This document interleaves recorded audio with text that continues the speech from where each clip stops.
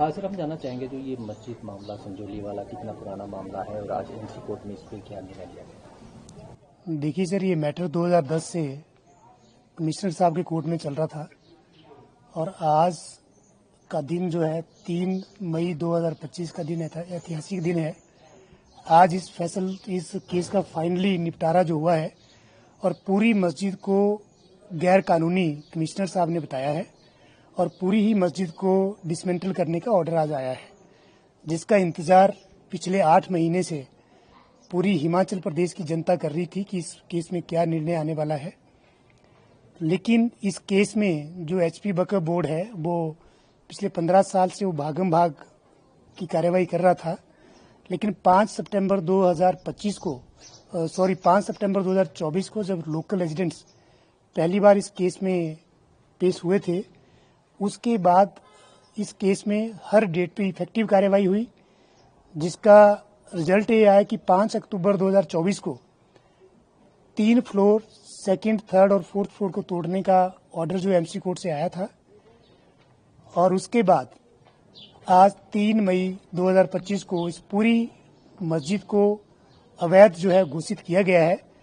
और सबसे अच्छी बात जो इसमें यह है कि आज पिछले 15 साल में आज तक एचपी वक्फ बोर्ड कोई भी ऐसा डॉक्यूमेंट्स कोर्ट के अंदर पेश नहीं कर पाया, जिससे यह साबित हो रहा था कि ये मस्जिद वाली जो जमीन है खसरा नंबर 66 वो उनका है।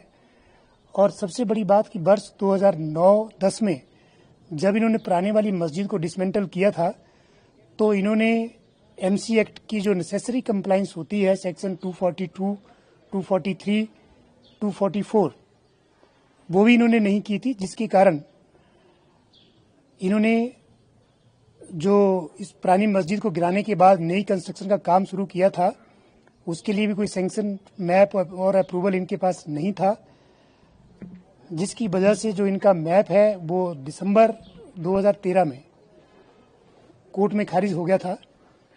और बावजूद 15 साल के समय व्यतीत होने के बाद भी और बार बार डेट्स लेने के बाद तकरीबन यह केस 60 से 65 बार लिस्टेड हुआ, लेकिन एचपी वक्फ बोर्ड और संजौली मस्जिद कमेटी कोई भी डॉक्यूमेंट्स ऐसा भी कोर्ट के अंदर नहीं पेश कर पाए। और स्ट्रिक्टली आज जो कमिश्नर साहब का ऑर्डर था उन्होंने इसमें लिखा है कि वक्फ बोर्ड और संजौली मस्जिद कमेटी के पास ऐसा कोई भी कागज नहीं है जिससे साबित होता है कि मस्जिद जो है ये एचपी वक्फ बोर्ड और संजौली मस्जिद कमेटी की जमीन पे बनी है।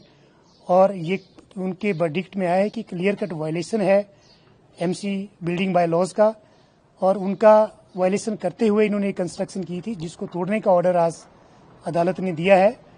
और आज कमिश्नर साहब ने अपने आज के इस हियरिंग में 1:45 बजे के आसपास इस केस का ऑर्डर रिजर्व कर लिया था, और जो कि ऑर्डर 1:30 बजे ऑर्डर अनाउंस किया गया है, तो जिसके लिए हम कमिश्नर साहब का भी धन्यवाद करते हैं। और मुझे लगता है कि जो आज का फैसला है इससे उन लोगों को भी थोड़ी राहत मिली होगी जिनके ऊपर झूठी एफआईआरें इस केस में दर्ज हुई थी, जिन्होंने पुलिस की लाठियां खाई थी, जिन्होंने वाटर कैनन इसमें सहन किया था।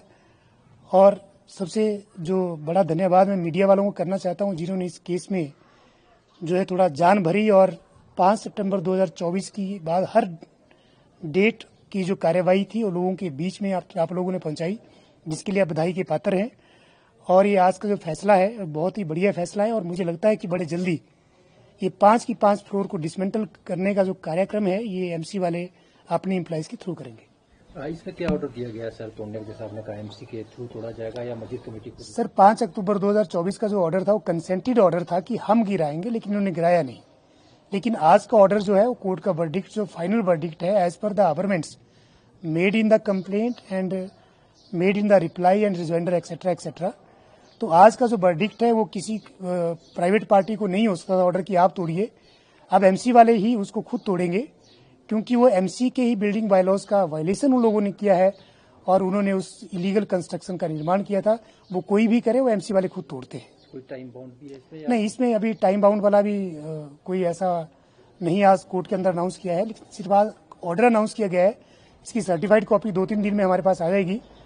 और लेकिन मुझे लगता है कि उसकी ज़रूरत नहीं है कि इसमें टाइम बाउंड वाली। अब जो है एमसी वाले जैसे इनको सर्टिफाइड कॉपी मिलती है उसके तुरंत बाद एमसी के जो ऑफिसर है वो जाकर के उसको डेमोलिश कर सकते हैं।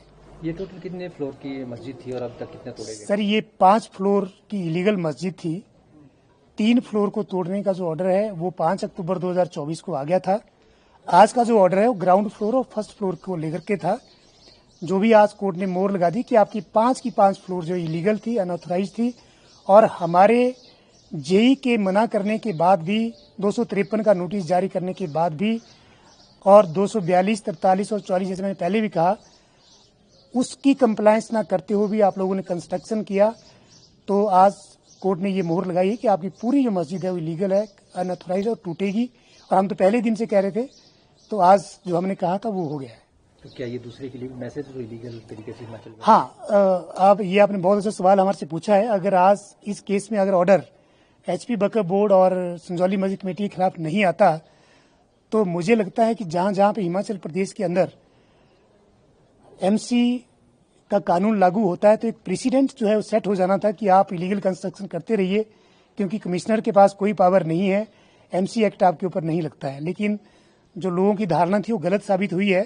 और हम ये कह सकते हैं कानून की नज़र में सब बराबर हैं। अगर आप गलत करोगे तो कानून से बड़ा कोई नहीं, तो आपको सजा मिलेगी। और इनको भी सजा मिली है और मिलनी भी थी और इनको मिल भी गई है। मैसेज प्रदेश के लिए, पूरे प्रदेश के लिए, पूरे प्रदेश के लिए।